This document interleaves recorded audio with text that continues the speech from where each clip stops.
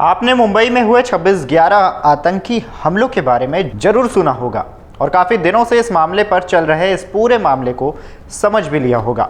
इस घटना का आरोपी तहव्वुर हुसैन राणा है, जिसको जल्द ही अमेरिका से भारत लाया जा सकता है, जिसके बाद पाकिस्तान की नापाक हरकत भी उजागर हो सकती है। रिपोर्ट्स की माने तो मुंबई आतंकी हमले का मास्टरमाइंड और देश का सबसे बड़ा दुश्मन आतंकी तहव्वुर राणा बुधवार को भारत लाया जा सकता है। दिल्ली और मुंबई की जेलों को इसको लेकर तैयार किया जा रहा है। दोनों में वो कहां रहेगा इसकी जानकारी अभी सामने नहीं आई है, लेकिन जेलों में सुरक्षा व्यवस्था को सख्त कर दिया गया है।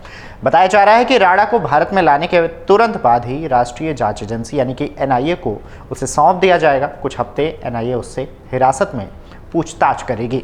खबरों की माने तो भारतीय जांच एजेंसियों का मानना है कि उसकी वापसी से इस भयावह आतंकी हमले में पाकिस्तान के कई सरकारी एजेंटों की संलिप्तता का पर्दाफाश हो सकता है। सूत्रों के मुताबिक राणा अमेरिका में अपनी सभी कानूनी अपीलें हार चुका है और अब उसकी भारत को प्रत्यर्पण की प्रक्रिया अंतिम चरण में है। भारत की एक मल्टी एजेंसी टीम पहले ही अमेरिका पहुंच चुकी है ताकि उसे भारत लाया जा सके।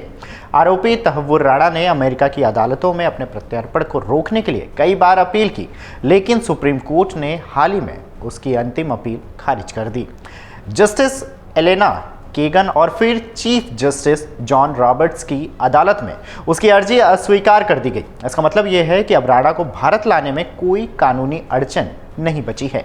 राष्ट्रीय जांच एजेंसी यानी कि एनआईए ने तहव्वुर राणा को 26/11 हमलों के सह साजिशकर्ता के रूप में चार्ज शीट किया है। आरोप है कि उसने डेविड हेडली को भारत में ठहरने और घूमने के लिए लॉजिस्टिक सपोर्ट दिया। मुंबई, दिल्ली, कोच्चि, आगरा, हापुड़ और अहमदाबाद में उसके साथ यात्रा की। चाबड़ हाउस और राष्ट्रीय रक्षा कॉलेज जैसे ठिकानों की रेकी में मदद की। आतंकवादी संगठनों जैसे कि लश्कर-ए-तैयबा, एलईटी और हरकत उल जिहादी इस्लामी से संबंध बनाए रखे। जांच एजेंसियों का मानना है कि तहव्वुर राणा की गवाही से उन पाकिस्तानी सरकारी अधिकारियों की भूमिका उजागर हो सकती है जो 26/11 साजिश में शामिल थे। इसमें पाकिस्तान की खुफिया एजेंसी आईएसआई के अधिकारी जैसे मेजर इकबाल और मेजर समीर अली शामिल है। इसके अलावा हाफिज सईद, लश्कर-ए-तैयबा का मुखिया जो है जकीउर रहमान लखवी, साजिद मजीद, इलियास कश्मीरी, अब्दुल रहमान, हाशिम सईद और मेजर अब्दुल रहमान के नाम भी इस लिस्ट में शामिल है। हमले की साजिश में नाम भी सामने आए थे।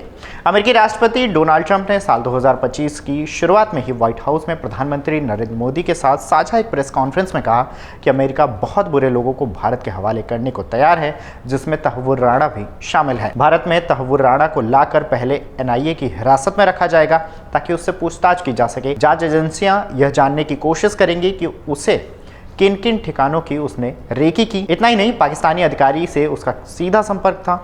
हेडली और अन्य आतंकवादी के साथ उसकी बातचीत में क्या योजनाएं बनी। तहव्वुर हुसैन राणा पाकिस्तान मूल का कनाडाई नागरिक है। वह अमेरिका में पाकिस्तानी अमेरिकी आतंकवादी डेविड कोलमैन हेडली का करीबी सहयोगी बताया जाता है। डेविड कोलमैन हेडली 26/11 हमलों का एक बड़ा साजिश करता था और उसने हमले से पहले मुंबई में कई जगहों की रेकी की यानी कि जांच की थी। तहव्वुर राणा को अक्टूबर 2009 में अमेरिकी खुफिया एजेंसी एफबीआई ने शिकागो से गिरफ्तार किया था। उस पर आरोप था कि उसने मुंबई और डेनमार्क में आतंकी हमलों के लिए हेडली की मदद की थी। अब ऐसे में एक सवाल होगा कि आखिर भारत उसका प्रत्यर्पण क्यों चाह रहा है। तो बता दें कि भारत का मानना है कि राणा मुंबई हमलों का अहम साजिश करता था। उसकी गवाही से लश्कर और पाकिस्तान खुफिया एजेंसी आईएसआई के रोल की और जानकारी मिल सकती है। साल 2020 में कोविड की वजह से राणा को अमेरिका में जल्द ही रिहा कर दिया गया था, लेकिन भारत के दबाव पर उसे फिर गिरफ्तार किया गया।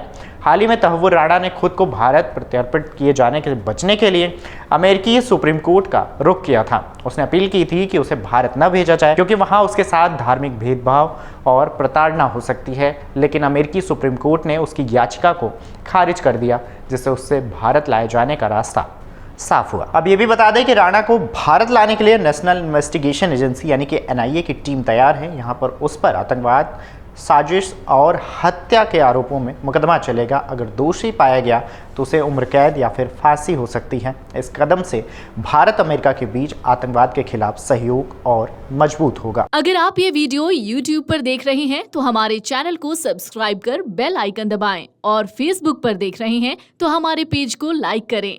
8 मिलियन प्लस सब्सक्राइबर। आपके इस भरोसे के लिए बहुत धन्यवाद।